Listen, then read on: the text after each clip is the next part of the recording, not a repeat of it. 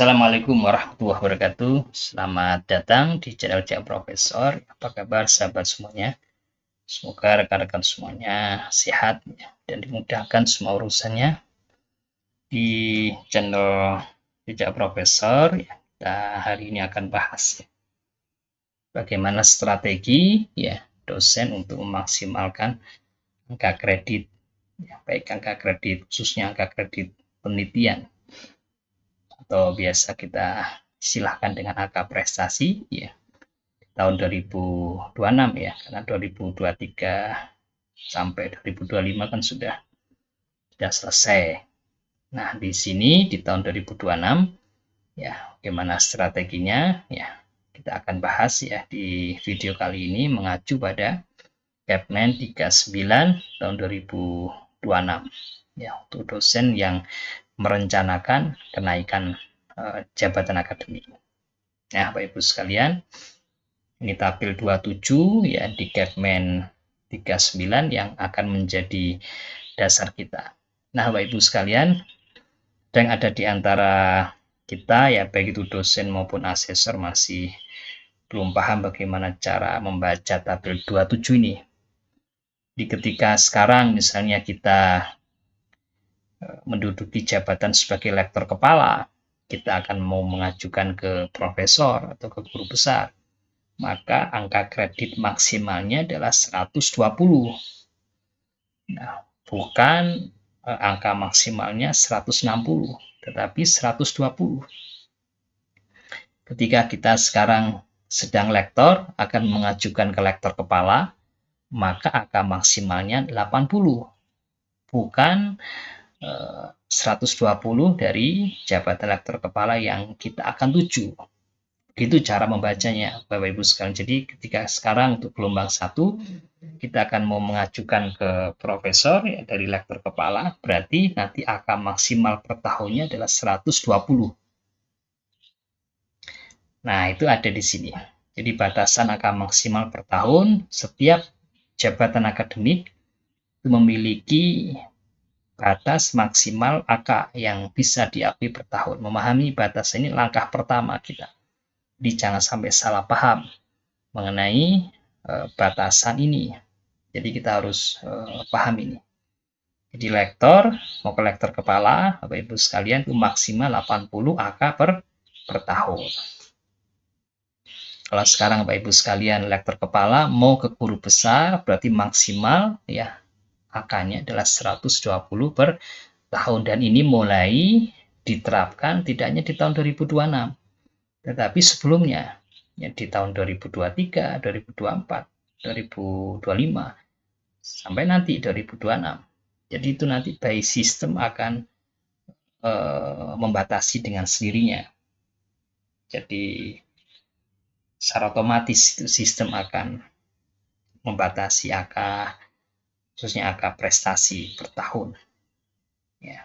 Nah, kalau dari guru besar 850, nanti mau proses ke guru besar ke 1050, nah baru di sini digunakan maksimal 120 angka per tahun. Begitu cara membacanya Bapak Ibu sekalian. Di penegasan lagi memahami tabel 27, cara membaca yang benar adalah baris tabel itu menunjukkan jabatan yang sedang diduduki saat ini, bukan jabatan yang akan dituju. Kesalahan ini masih umum terjadi. Bahkan di kalangan asesor pun kadang masih belum paham cara membaca tabel ini. Jadi seperti itu Kalau sekarang kita mau proses ke lektor kepala, berarti maksimal 80 angka per tahun. Kalau sekarang kita akan memproses ke profesor, maksimal 120 per tahun. Kalau kita akan memproses ke GB 1050, baru kita menggunakan maksimal 180 angka per tahun. Nah, strategi pengisian BKD. Nah, ini harus mulai dari pengisian BKD, Bapak Ibu sekalian. Dan juga strategi pengisian angka prestasi. Pahami status, hitung konversi, dan atur waktu publikasi. Nah, ini kira-kira 3 hal ini yang harus kita pahami.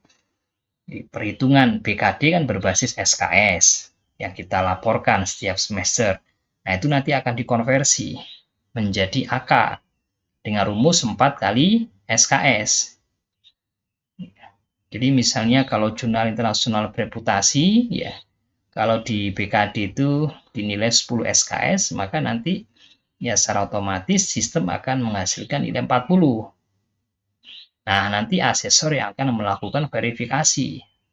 Apakah masuk di kuartil 1, 2, 3, 4. Nah, seperti itu. Juga kaitannya sama status pengusul atau kontribusi dari dosen, apakah sebagai penulis pertama, corresponding, atau penulis anggota gitu. Bila terkait dengan penelitian, maka hasilnya akan menjadi angka prestasi. Nanti akan menjadi angka prestasi. Perhatikan status kontribusi sebagai penulis. Jadi kita mulai ketika melakukan pengisian PKD agar mencerminkan nilai SKS yang sesungguhnya, maka kita harus perhatikan status kita sebagai penulis dari artikel itu. Apakah sebagai penulis tunggal, berarti nilainya 100%, penulis pertama, bukan korespondensi. Misalnya jika ada korespondensi sendiri, penulis pertama sendiri hanya 2 penulis, berarti 50%, 50%. Kalau ada anggota, berarti penulis pertama 40%, penulis korespondensi 40%, sisanya dibagi untuk anggota-anggota yang ada. Nah, tips pentingnya adalah jika, nah ini penting ini Bapak Ibu mohon diperhatikan, ya, jika angka prestasi maksimal sudah terpenuhi sebelum batas cut off-nya berarti kan 31 Desember ya, tiap tahun, sebelum akhir tahun, misalnya sudah terpenuhi di September tuh, kita sudah terpenuhi angka maksimalnya.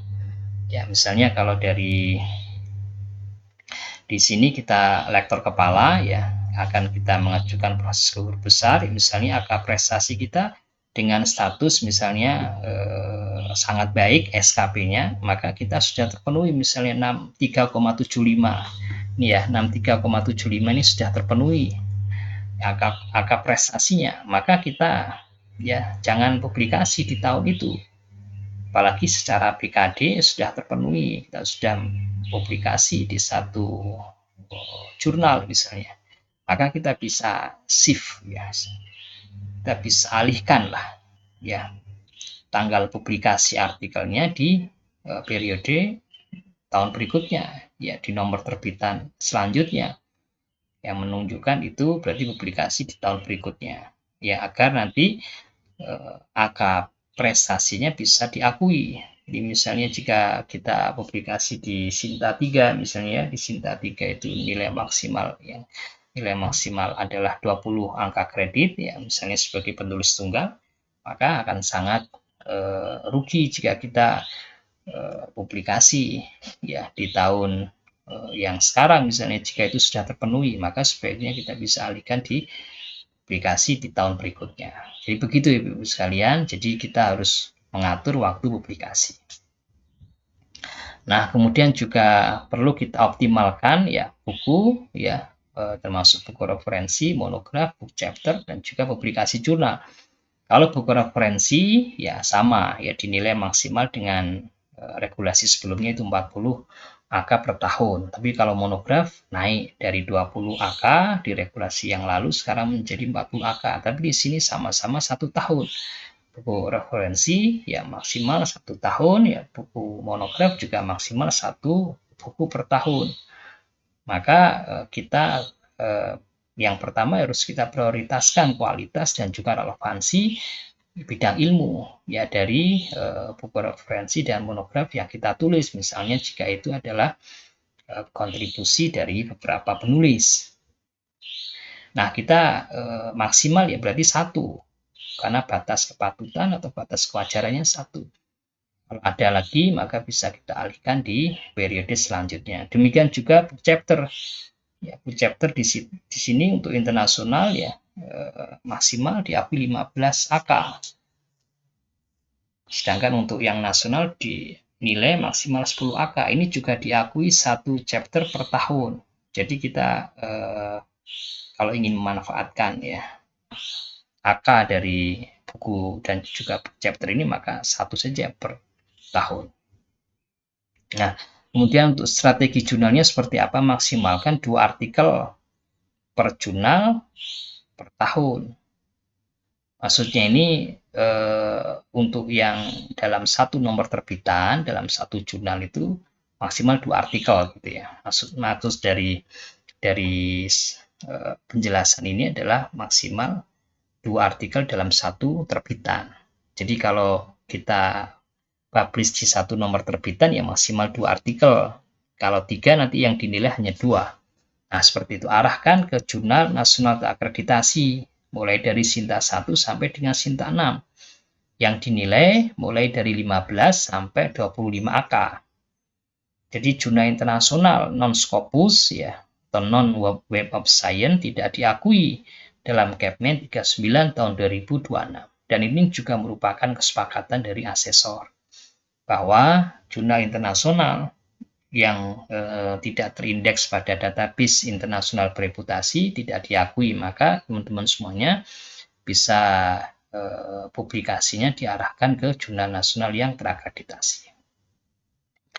Nah, kemudian untuk yang jurnal nasional yang tidak terakreditasi, ya ketentuan ini ya terkait dengan batasan itu hanya berlaku untuk pengajuan ke lektor kepala dan guru besar. Tapi kalau untuk pengajuan ke lektor tidak ada batasan. Apa batasannya? Karena sebetulnya kalau nilai AK-nya untuk jurnal nasional yang tidak terakreditasi itu maksimal 10 AK. Nah, di sini juga ada batasan maksimal 10% dari AK penelitian yang dibutuhkan. Jadi kalau misalnya dari lektor kepala 200, ya kita mau dari lektor 200 mau mengajukan ke lektor kepala 400, di situ kan dibutuhkan 80 AK penelitian. Ya, karena 200 AK dikalikan dengan 40%, ya. Sehingga dibutuhkan 80 AK penelitian. Nah, 10%-nya itu bisa maksimal diambil dari jurnal nasional tidak terakreditasi. Jadi 8 AK maksimalnya dalam pengajuan kita. Jadi kalau misalnya contoh untuk GB dari 400 ke 850, itu kita butuh total AK adalah 450, ya 45%-nya dari 450 kan 202,5 AK. Nah, di situ 10%-nya adalah 20,25 maksimal. Ya, sepanjang tahun ya berarti. Jadi selama setelah TMT sampai ketika kita akan mengajukan. Jadi ini harus kita pahami ya, sehingga kita tidak melakukan publikasi di jurnas tidak terakreditasi yang banyak ya, karena nanti nilainya pasti akan dibatasi. Kalau di lektor kepala ya hanya maksimal 8 AK. Kalau untuk guru besar ya maksimal 20,25 AK. Nah, begitu cara membaca untuk jurnal nasional tidak terakreditasi. Kemudian kalau untuk diseminasi hasil penelitian, ya, ketentuannya juga sama dengan jurnas tidak terakreditasi, jadi hanya berlaku untuk pengajuan ke lektor kepala dan profesor, tapi kalau ini maksimalnya lebih banyak. Ya, diseminasi maksimalnya adalah 25% dari AK penelitian yang dibutuhkan. 25% dari AK penelitian yang dibutuhkan. Jadi untuk penilaiannya ya mengacu pada Kepmen itu kalau proceeding Scopus atau WOS itu dinilai 20 AK, proceeding internasional maka akan lebih bagus ke proceeding internasional saja teman-teman daripada ke jurnal internasional yang biasa. Maka proceeding internasional yang non Scopus itu masih dinilai maksimalnya 10 AK. Kemudian proceeding nasional, nah ini di sini diberi catatan ya. Proceeding nasional yang ber-ISSN dan atau ber-ISBN. Nah, di sini ya. Kalau proceedingnya tidak ber-ISSN atau tidak ber-ISBN, tidak ada nilai tidak ada nilai angka kreditnya. Tapi kalau proceeding nasional ber-ISSN ya dan juga atau ber-ISBN, maka di sini maksimal 7,5 AK. Tapi kalau misalnya yang tidak ada proceedingnya, ya, maka untuk yang internasional masih bisa diakui tapi maksimal 5 AK. Nasional diakui maksimal 3 AK. Nah, bagaimana contohnya? Jadi misalnya pengajuan GB ya dari 400 ya ke 850 AK, maka di sini kita butuh 202,5 AK penelitian. maka 25% ya dari 202,5 angka penelitian itu adalah 50,625 angka. Ini bisa dimaksimalkan untuk diseminasi hasil penelitian untuk yang pengajuan ke guru besar. Sedang untuk pengajuan ke lektor kepala, karena kebutuhan 80 angka penelitian, maka 25%-nya adalah 20 angka maksimal diseminasi. Jadi misalnya kalau kita proceeding internasional 2 saja cukup. Karena 2 kan maksimal, berarti 2 kalikan 10 angka, jadi 20 angka. Bisa kita maksimalkan, ya misalnya kalau kita akan mengajukan ke lektor kepala, nilainya itu 20 angkanya bisa kita maksimalkan dari 2 proceeding internasional yang tidak terindeks. Atau 1, tapi yang terindeks Scopus. Nah, seperti itu cara, maka bisa kita maksimalkan.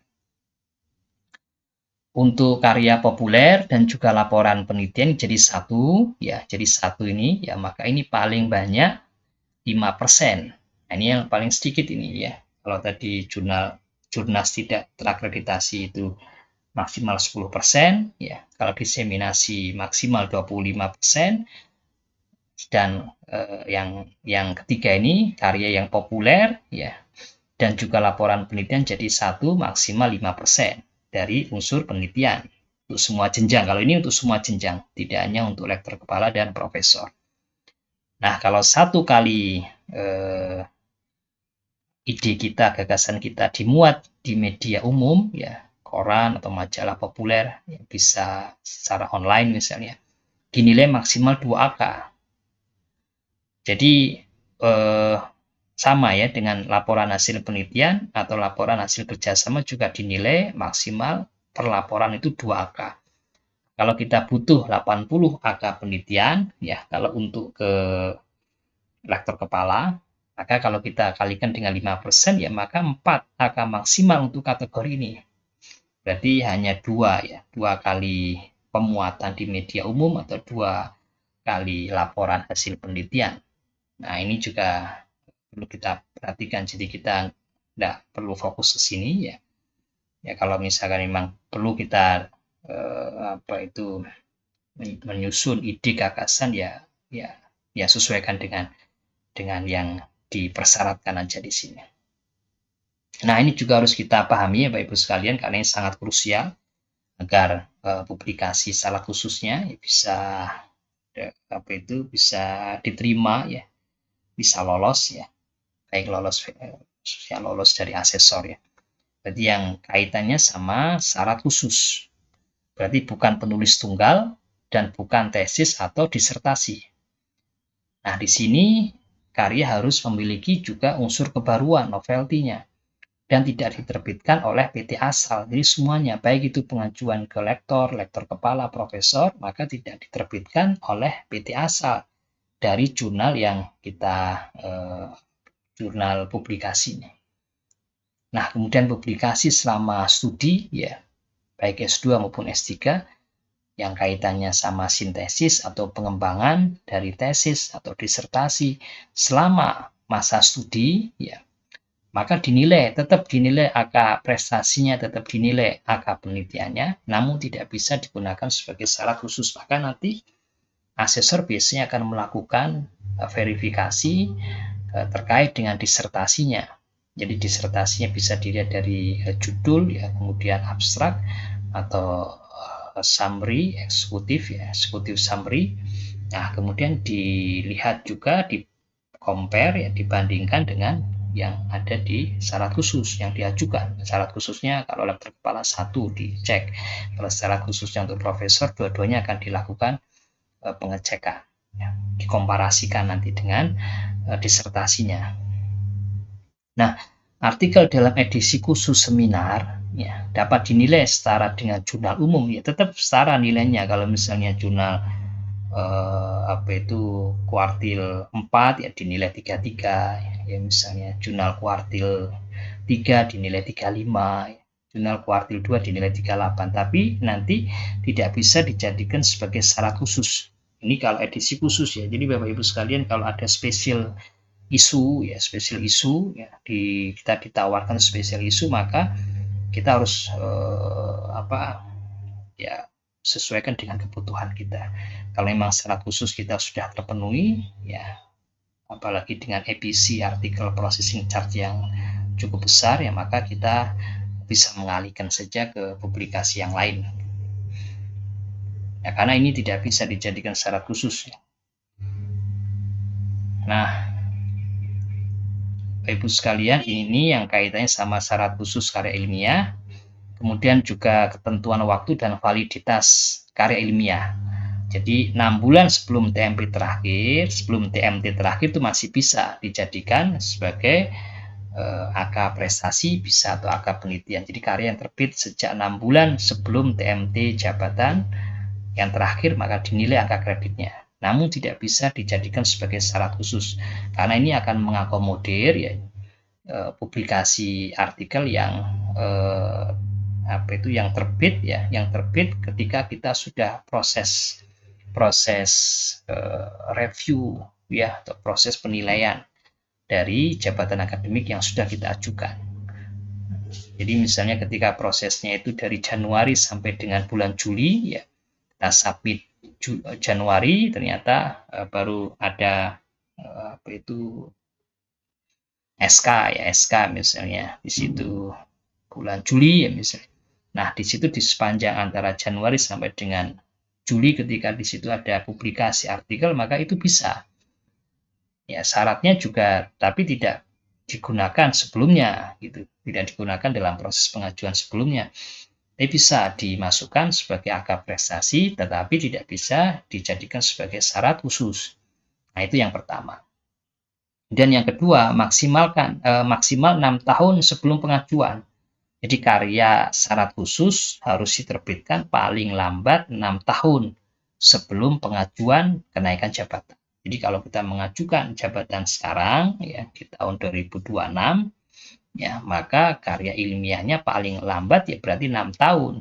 Berarti tahun 2020 ya, 2020.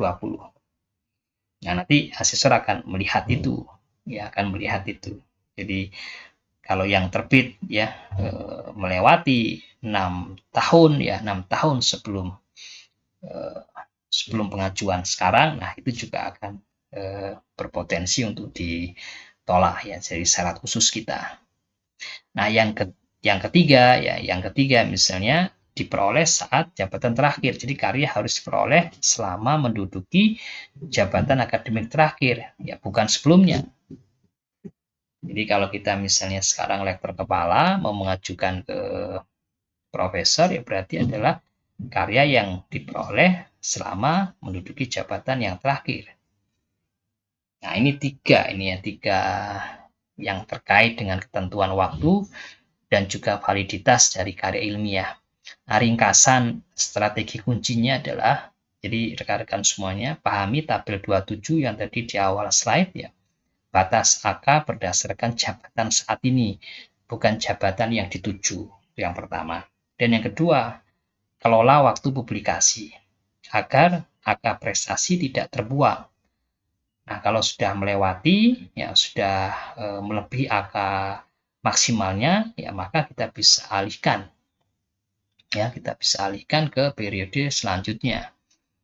Kemudian yang ketiga, prioritaskan pada jurnal terakreditasi Sinta 1 sampai dengan Sinta 6. Juga terindeks Scopus atau WOS.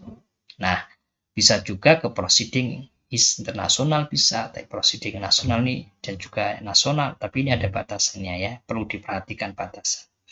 Nah, yang keempat, perhatikan batas persentase untuk diseminasi. Yang diseminasi baik tadi 25%, karya populer itu 5% ya.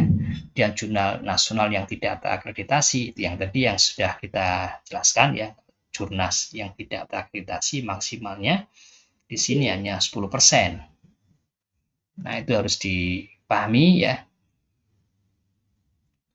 Nah, yang kelima berarti pastikan karya syarat khusus memenuhi seluruh ketentuan waktu tadi ya. 6 bulan sebelum TMT bisa masuk, nanti by system sebetulnya akan bisa memasukkan artikel-artikel yang 6 bulan sebelum TMT. Nah, maksimal 6 tahun ya sebelum pengajuan sekarang ya maksimal 6 tahun, berarti sekarang kalau bulan Mei ya berarti Mei tahun 2020. Nah, kemudian diperoleh saat jabatan terakhir.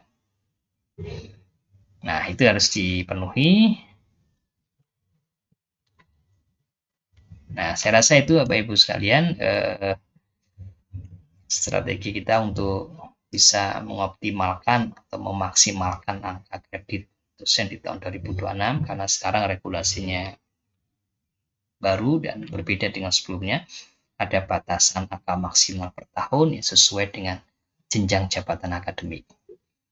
Demikian mudah-mudahan bisa dipahami dengan baik ya dan bermanfaat untuk Bapak Ibu sekalian ya. Insya Allah kita lanjutkan ya di video berikutnya. Terus ikuti channel Jejak Profesor bersama menuju ilmuwan berkarya. Saya akhiri. Assalamualaikum warahmatullahi wabarakatuh.